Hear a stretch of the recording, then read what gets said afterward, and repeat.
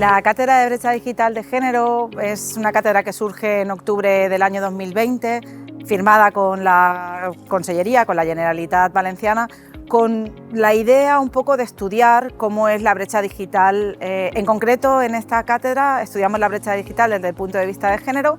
Hay otras 4 cátedras más, en total 5 en las 5 universidades públicas valencianas, donde en general lo que nos encargamos es de estudiar y de intentar entender cómo es la brecha digital en la Comunidad Valenciana. El objetivo particular de la Cátedra de Brecha Digital de Género es estudiar las diferencias que existen entre hombres y mujeres a la hora de usar la tecnología de la información y la comunicación.